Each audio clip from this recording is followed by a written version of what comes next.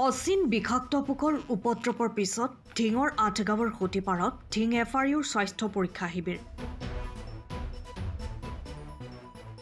যোৱা এপশেক ধৰি ঢিঙৰ ৮ গাঁৱত অব্যাহত থকা বিষাক্ত পোকৰ উপদ্ৰৱৰ পিছত শনিবাৰে ঢিং এফআৰইউ কৰ্তৃপক্ষই ঢিং ৮ গাঁৱৰ খুঁটিপাৰৰ প্ৰগতি পুথিভঁৰালত এক স্বাস্থ্য পৰীক্ষা শিবিৰ অনুষ্ঠিত কৰে। চিকিৎসকসহ পুৱাই ঢিং ৮ গাঁৱত ৮জনীয়া স্বাস্থ্যকৰ্মীৰ দল উপস্থিত হৈ আক্ৰান্ত লোকৰ স্বাস্থ্য পৰীক্ষা কৰি ঔষধ প্ৰদান কৰাৰ লগতে যাৱতীয় পৰামৰ্শ আগবঢ়ায়, য'ত নিজৰ স্বাস্থ্য পৰীক্ষা কৰিবলৈ ওলাই আহিল ৯০ বছৰীয়া বৃদ্ধা মহিলা।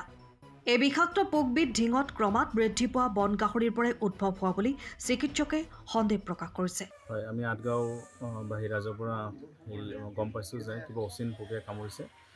তাৰ ফলত মানুহবিলাক যোনখিনি জেগাত কামুৰিছে তাতে প্ৰচণ্ড বিষ অনুভৱ কৰিছে। কিছুমান মানুহে জ্বৰতো ভুগিছে আৰু কিছুমান মানুহৰ মূৰ ঘূৰণি বা বমিও হৈছে।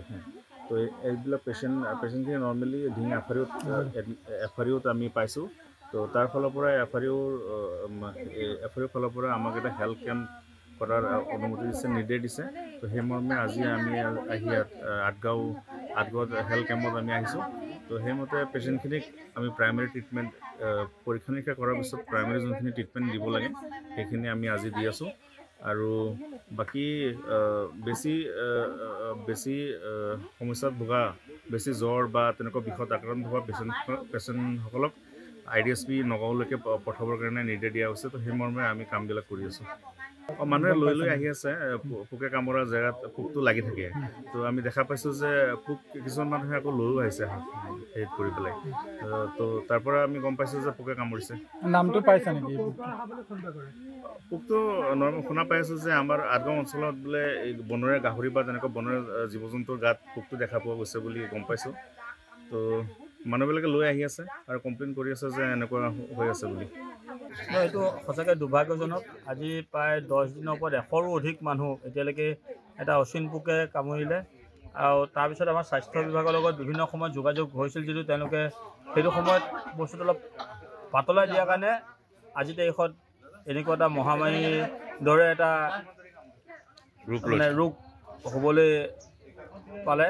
গতিকে আমি শেহতীয়াকৈ হ'লেও যোৱাকালি নগাঁও জিলা স্বাস্থ্য বিষয়াই আমি যোগাযোগ কৰাৰ পিছত তেওঁলোকে এটা টীম পঠাই ঘৰে ঘৰে ব্লাডৰ চেম্পুল লৈছে। আৰু আজিও আপোনালোকে দেখিছে যে এটা হেল্থ চেকআপৰ কাৰণে এটা গপচ টীম ঢিং এফআৰইউৰ পৰা তেওঁলোকে পঠাইছে। গতিকে আমি শেহতীয়াকৈ হ'লেও তেওঁলোকক ধন্যবাদ জনাইছোঁ।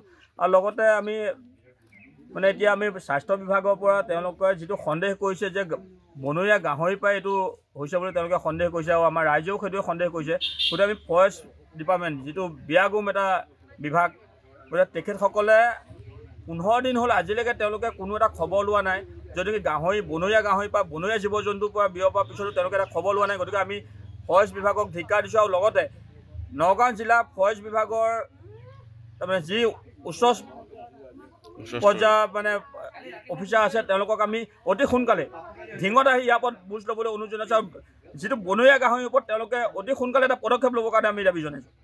আৰু অসম চৰকাৰকো আমি দাবী জনাইছোঁ যে এই বিয়াগুম বিষয়াসকলক AC ৰুমত বহি থকাতকৈ ৰাইজৰ মাজলৈ আহিবলৈ আপোনালোকে মুখ্যমন্ত্ৰী মহোদয়ে অনুৰোধ জনাওক। আৰু মুখ্যমন্ত্ৰী মহোদয়ে সদায় কৈ আছে যে শূন্য সহনশীলতাত কাম কৰিব লাগে আৰু সকলো বিষয়া কৰ্মচাৰীক ৰাইজৰ লগত থাকিবৰ কাৰণে তেওঁ জনাই আছে। গতিকে মুখ্যমন্ত্ৰী কথাকো কেৰেপ নকৰি তেওঁলোকে নিজা মতে যদি তেনেকৈ কৰি থাকে, গতিকে আমি ৰাইজৰ পিনৰ পৰা আমি মুখ্যমন্ত্ৰী মহোদয়ক ইয়াৰ ওপৰত বিহিত ব্যৱস্থা ল'বৰ কাৰণে আমি দাবী জনাইছোঁ। এতিয়ালৈকে কিমানজন লোকক অচিন পোকে প্ৰায় 100 মানুহক এতিয়ালৈকে 8 গাঁৱতে প্ৰায় 100 মানুহক এই পোকে কামুৰিছে। আৰু এই পোকে কামোৰাৰ ফলত মানুহবিলাকৰ আপোনালোকে দেখিছে কিছুমানৰ চকু ফুলি গৈছে, বিষত থাকিব পৰা নাই, জ্বৰ হৈছে।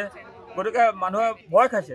কাৰণ তাৰ মাজতে এটা নিউজ ওলাইছে যে আপোনাৰ মৰিগাঁও বৰঙাবাৰীত চাম শইকীয়া নামৰ এজন মানুহৰ এটা পোকে কামুৰি মৃত্যু হৈছে বুলি এটা খবৰ ওলাইছে। তাৰপিছত মানুহখিনি বেছি ভয় খাইছে। গতিকে এইটো নিৰ্মূল কৰিব লাগে অতি সোনকালে। আৰু বিভাগীয়ভাৱে যি পদক্ষেপ ল'ব লাগে সকলো পদক্ষেপ লৈ পেলাই আমাৰ ৰাইজক এটা সকাহ দিব লাগে। ঢিঙৰ পৰা bureau' report, time of Assam. সময়ৰ খবৰ সময়ত পাবলৈ ফ'ল' কৰক টাইম অফ আছাম।